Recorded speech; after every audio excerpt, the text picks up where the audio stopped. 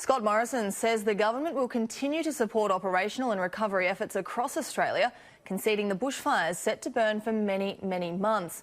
The Prime Minister held his first news conference since the deadly New Year's Eve fires. Our political editor, Andrew Clennell, was there. Now, Andrew, he continued to call for calm. He did, and, you know, I asked the Prime Minister, I said, look, you're saying don't panic, none of us should panic, so I kind of wonder how many deaths and how many homes lost before you get to a stage where we should be worried, and we can see the Prime Minister address that here. We cannot control the natural disaster, but what we can do is control our response. What we can do is support those who are out there putting themselves at risk by showing the patience and the calm that is necessary that enables them to do their job. And we need to do that for as long as it takes. And it'll cost whatever it costs to ensure that we can continue to deploy this very well-coordinated response. In the midst of the disaster, I understand the anxiety and I understand the fear that is there for many, and I understand the frustration. But this is a natural disaster, and natural disasters are best dealt with through the methodical, well-coordinated response that we're seeing today. And Andrew, he also defended his climate change policy.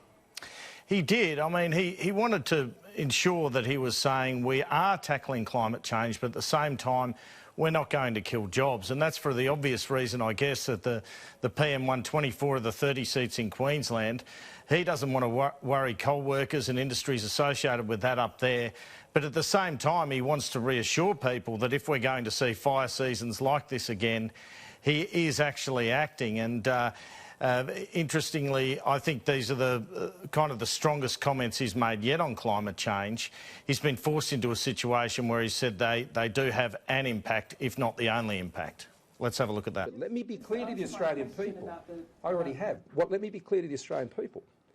Our emissions reductions policies will both protect our environment and seek to reduce the risks and hazards that we're seeing today, and at the same time, it will seek to ensure the viability of people's jobs and their livelihoods all around the country.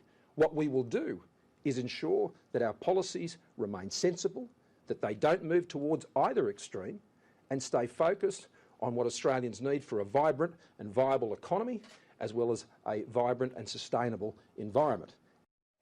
And he's also signalled out land clearing and hazard reductions as possible causes of these fires. This is an interesting development in terms of Morrison saying, look, we're going to tackle climate change, but the state governments need to do more on these two issues, hazard reduction and land clearing. They're comments that will please his Nationals colleagues in particular, because the view will be, I guess, is really putting pressure on the states and against Greens policies in terms of dealing with this crisis and helping bushfire seasons to come. Let's have a listen to that. The National Security Committee of Cabinet will be meeting on Monday to considering a number of those issues, as well as the longer-term response in relation to some of the issues we've already been identifying to consider amongst premiers after the fires. And I've got to stress this, I'll let David make a point.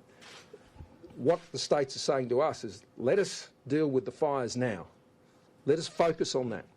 Give us every support that you can to help us with that. And as you've heard the Victorian Premier, Dan Andrews, saying today, he has complimented the role between the Commonwealth and the Victorian Government in what's happening with the evacuation even as we speak. And that's the spirit in which we need to continue to engage this right now, right here. The impact more broadly of climate change, drought and these issues can have a pronounced effect, does have a pronounced effect on the length of the fire season.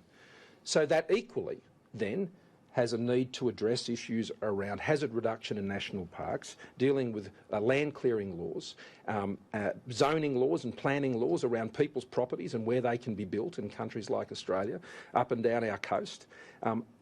That being the case with the climatic effects of what we're seeing, then there have been many restrictions put around those issues that now I think would have to be reviewed on the basis of the impact of the broader climatic effects that we're seeing in this country. Thank you so much for joining us, Andrew Clennell, to discuss the Prime Minister's response to the bushfire crisis today. Thanks.